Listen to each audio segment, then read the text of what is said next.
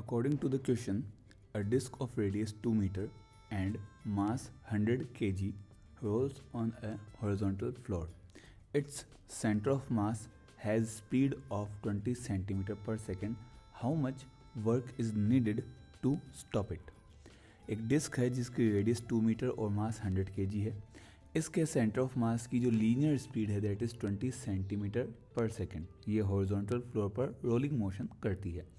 इसको रोकने के लिए कितना वर्क डन करना पड़ेगा ये आपसे पूछा गया है. अमाउंट ऑफ वर्क डन पूछा गया है. तो रोलिंग मोशन है तो वर्क डन इक्वल होगा टोटल काइनेटिक एनर्जी के.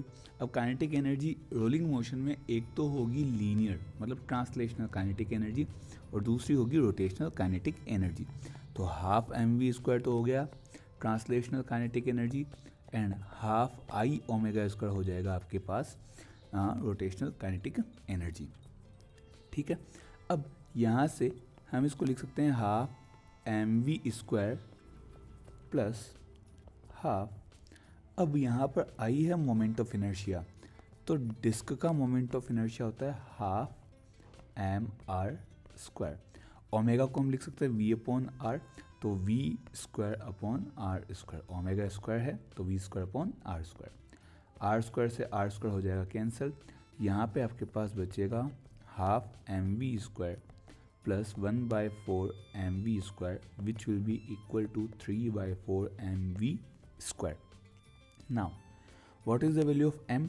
m is 100 kg and v is 20 centimeter per second. Okay, so work done is equal to 3/4 into 100 kg and v की value है 20 सेंटीमीटर पर सेकेंड.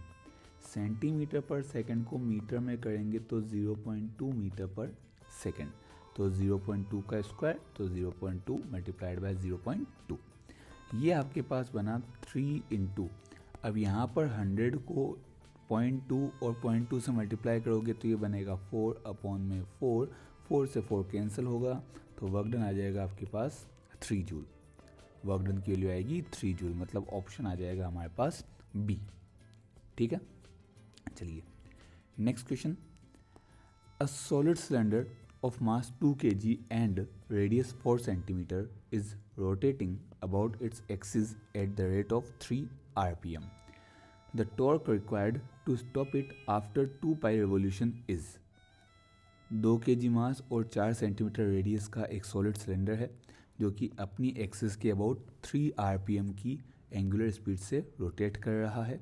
इसको रोकने के लिए टॉर्क चाहिए. वो टॉर्क कितना होगा? रोटेशन कितना है इसका? 2 पाई रेवोल्यूशन. तो 2 पाई रेवोल्यूशन में रोकने के लिए कितना टॉर्क इसको चाहिए? तो टॉर्क का फॉर्मूला होता है आई एल्फा. ठीक है. Now what is alpha?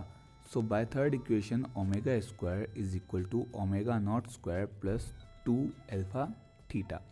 अब यहाँ से आपको रोकना है तो ओमेगा तो 0 हो जाएगा.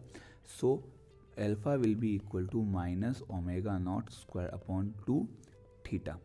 अब माइनस आने का मतलब यहाँ पर रिटार्डेशन लगेगा. एंगुलर एक्सेलरेशन की जगह यहाँ एंगुलर रिटार्डेशन लगेगा. ठीक है. तो टो हो जाएगा आपके पास में आई. अच्छा आई कितना होगा? तो सॉलिड सिलेंडर है. सॉलिड सिलेंडर के लिए आई होता है 1/2 mr². ठीक है. साथ ही अल्फा की वैल्यू होगी omega naught square upon 2 theta. सबकी वैल्यूज पुट कर दो आपके पास आंसर आ जाएगा. तो टो इक्वल टू 1/2 m मास है 2 kg, r है 4 सेंटीमीटर. स्क्वायर करते 16 इंटू 10⁻⁻4 मीटर स्क्वायर क्योंकि यहाँ पर r स्क्वायर है और r की वैल्यू 4 सेंटीमीटर आपको दे रखी है. ठीक है. ओमेगा नोट था 3 rpm. ओमेगा नोट कितना है? 3 rpm. ओमेगा नोट है 3 rpm. इसको रिवोल्यूशन पर मिनट है. इसको जैसे ही हम रेडियन पर सेकंड में कन्वर्ट करेंगे तो 2 पाई अपॉन 60 से मल्टीप्लाई करना पड़ेगा. तो यहाँ से आपके पास ओमेगा नोट आएगा पाई अपॉन 10 रेडियन पर सेकंड. तो यहाँ पर ओमेगा की जगह अपन क्या रखेंगे? Pi upon 10. स्क्वायर है तो पाई स्क्वायर अपॉन में 100 अपॉन में 1/2 थीटा. थीटा कितना है? तो देखो बेटा 2 पाई रिवोल्यूशन है. एक रिवोल्यूशन में 2 पाई एंगल. तो 2 रिवोल्यूशन में 2 इंटू 2 पाई. 2 पाई रिवॉल्यूशन में 2 पाई इंटू 2 पाई मतलब 4 पाई स्क्वायर। ठीक है, हम इनको साइड में लिख लेते हैं ताकि आपको समझ में आ जाए कि अपन ने ये कैसे किया है। यहाँ पे अपन साइड में इसको मेंशन कर लेते हैं यहाँ पर। ठीक है, तो देखो थीटा हो जाएगा आपके पास 2 पाई रिवॉल्यूशन था।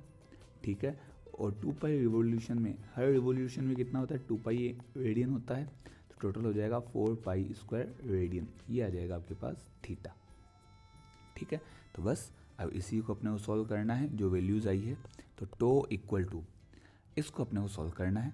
देखिए पाई स्क्वायर से पाई स्क्वायर कैंसिल, 2 से 2 कैंसिल, 10 टू ये जो 100 है ये ऊपर जाके 10 की पावर -2 एंड -4 पहले से था तो 10 की पावर -6, 2 इंटू 4 8, 8 से 16 गया 2 टाइम, तो आपके पास जो फाइनल आंसर आएगा 2 into 10 to the power -6 newton metre. ये टॉर्क आना चाहिए 2 multiplied by 10 to the power -6 newton metre. ये ऑप्शन कहाँ पे है, तो बी ऑप्शन है 2 into 10 to the power -6 newton metre. ये आपका आंसर होगा।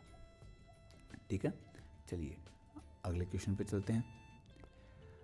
According to the next question, from a circular ring of mass m and radius r, an arc corresponding to a 90 degrees sector is removed.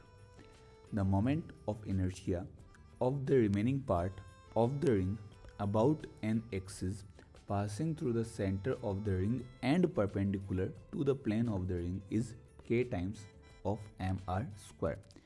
Then the value of k is. Question में क्या कहा गया है, आपके पास एक circular ring है, इस circular ring का अपनी एक्सिस के अबाउट मोमेंट ऑफ इनर्शिया था mr स्क्वायर। कितना है, रिंग है तो रिंग का क्या होता है, mr स्क्वायर ही होता है।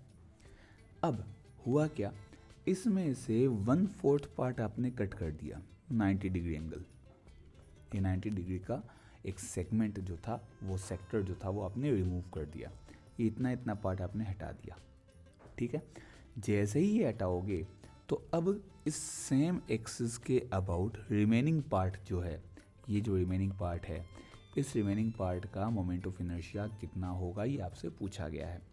तो देखिए जो रिमेनिंग पार्ट है उसका मोमेंट ऑफ इनर्शिया हो जाएगा m रिमेनिंग इंटू में r स्क्वायर।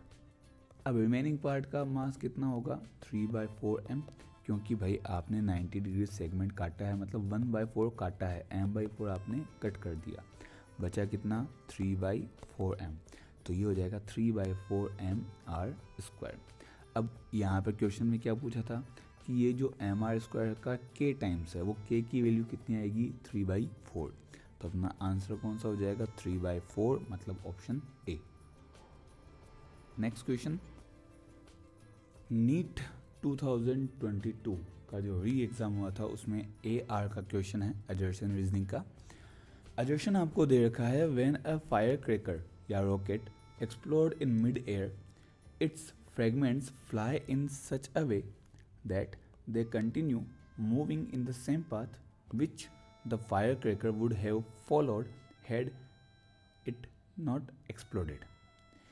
क्वेश्चन में ये बोला गया है कि अगर कोई फायर क्रैकर है, कोई रॉकेट है जो कि मिड एयर में रास्ते में ही फट जाए, तो उसके फ्रेगमेंट्स उसी सेम पाथ पर जाएंगे जिस पर वो फायर क्रैकर तब जाता जब वो एक्सप्लोड ना हो।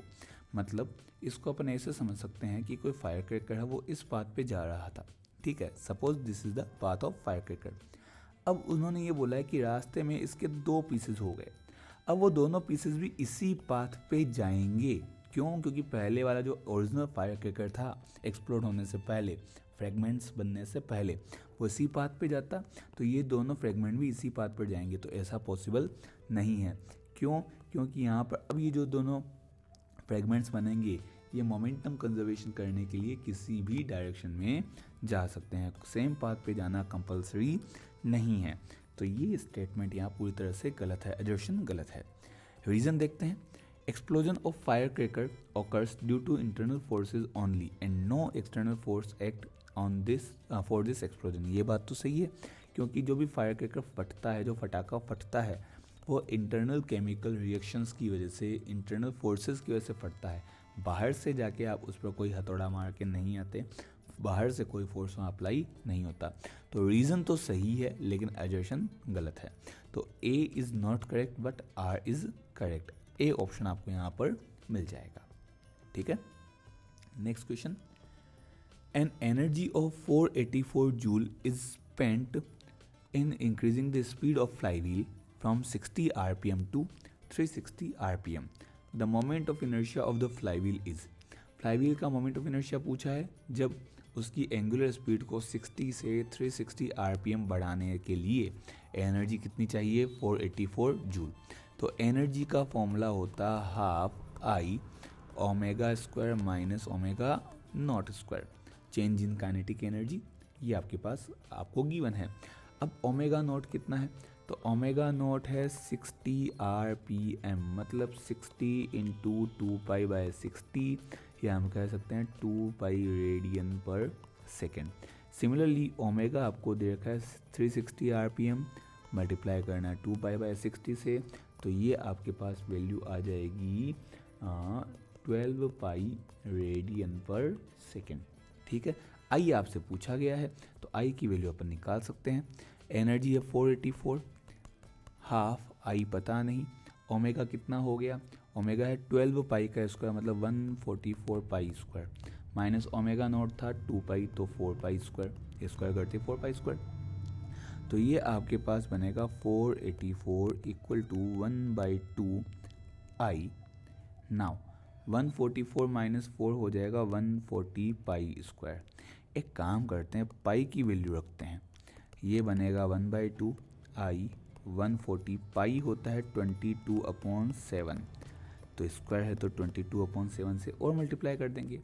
नाउ 22 इंटू 22 होता है 484, एंड यहाँ पर 2 इंटू 7 बनेगा 14, 14 से 40 कटेगा 10 टाइम्स, तो यहाँ से जो आपको आई मिला that I is equal to what 7/10।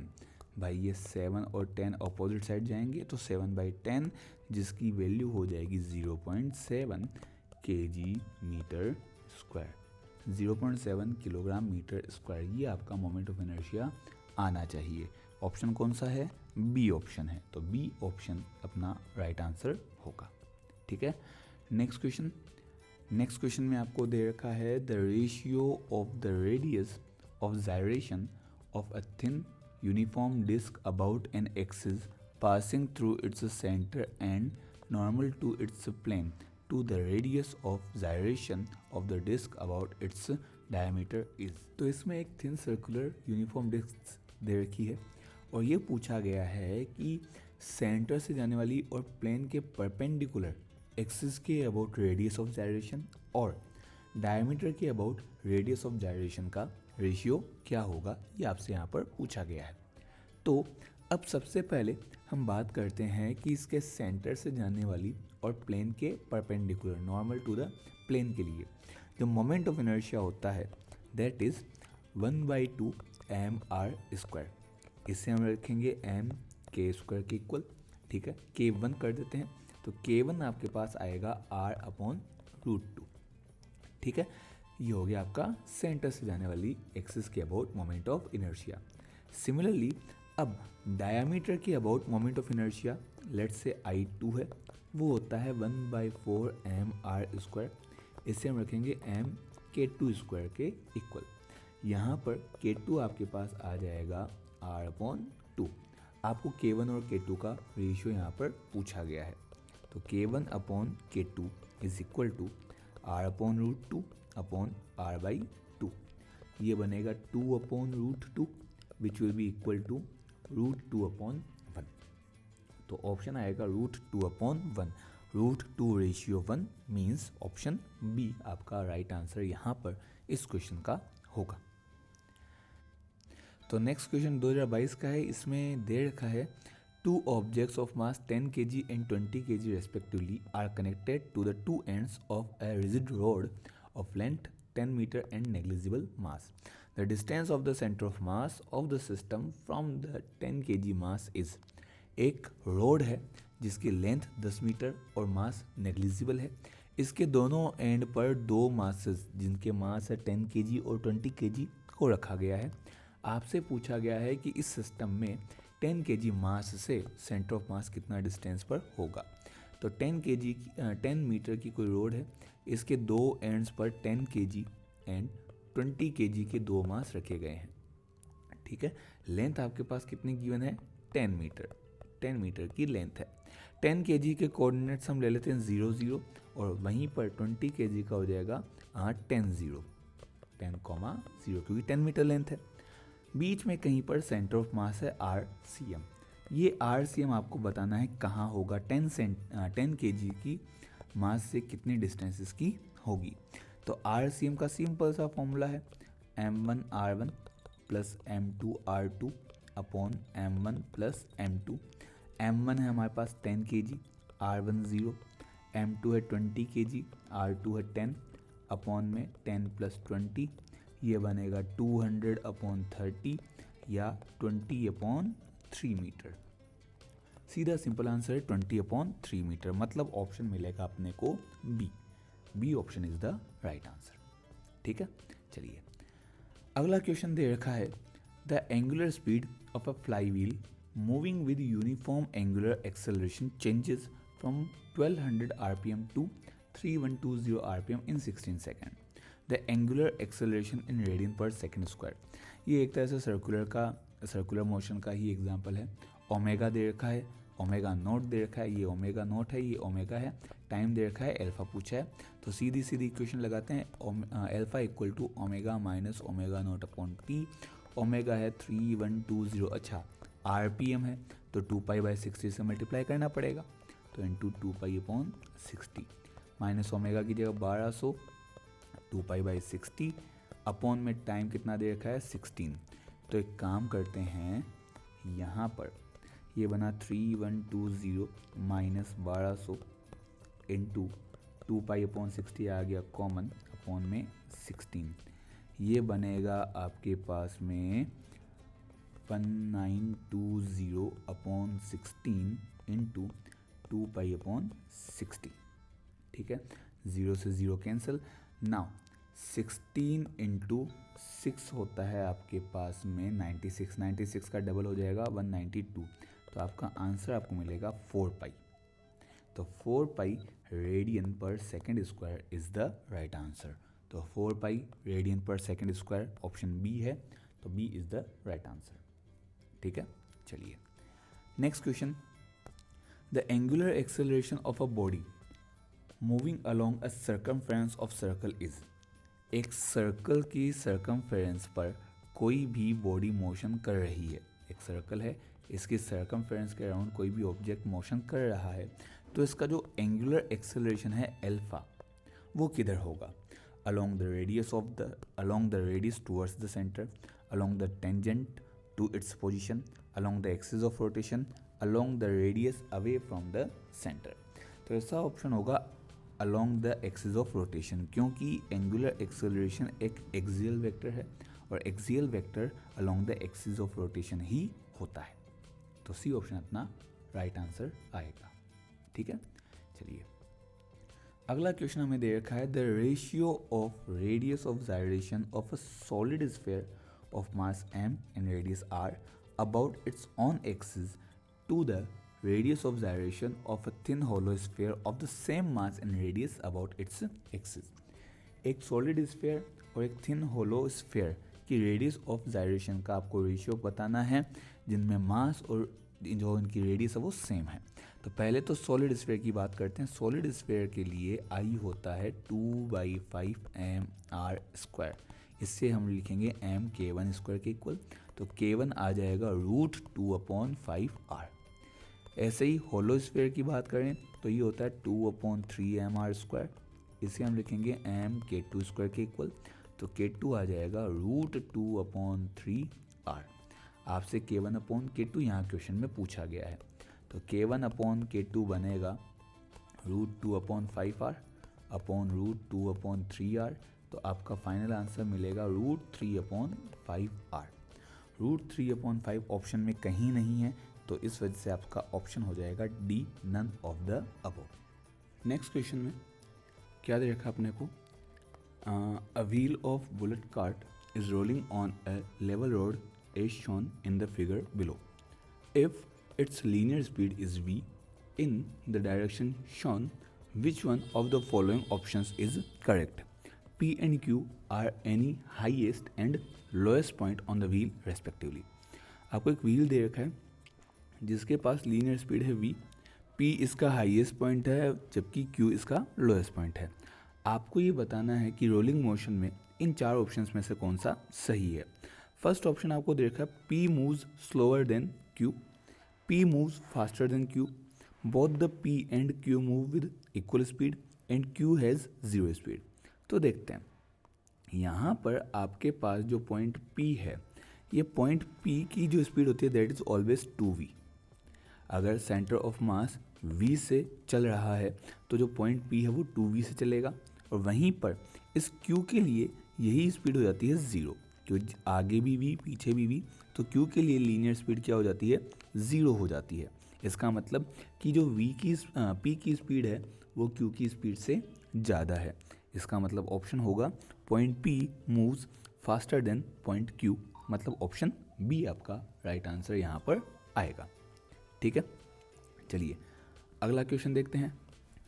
Next question में आपको गिवन है a particle moving with uniform speed in a circular path maintains.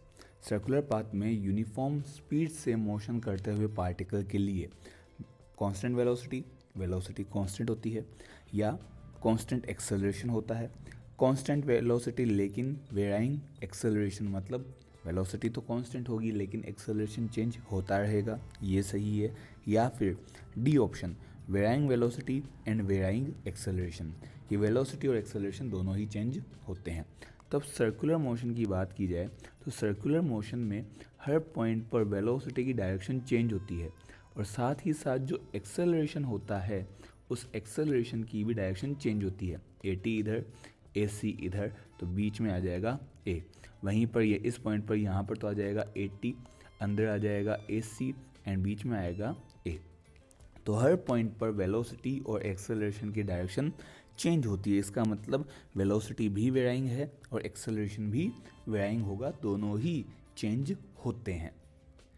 अगला question, the moment of inertia of a thin rod about an axis passing through its mid point and perpendicular to the rod is 2400 gram centimetre square.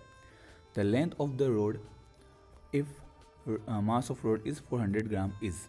आपको ये बोला है कि एक road की उस axis के अबाउट जो कि परपेंडिकुलर है और मिड पॉइंट से पास होती है, उस एक्सिस के अबाउट मोमेंट ऑफ इनर्शिया है 2400 ग्राम सेंटीमीटर स्क्वायर। इसकी आपको लेंथ कैलकुलेट करनी है अगर इसका मास 2400 ग्राम हो। तो एक रोड है, रोड के सेंटर से मतलब मिड पॉइंट से जाने वाली और लेंथ के परपेंडिकुलर एक्सिस के अबाउट मोमेंट ऑफ इनर्शिया होता है 1/12 ml स्क्वायर। ये आपको दे रखा है 2400।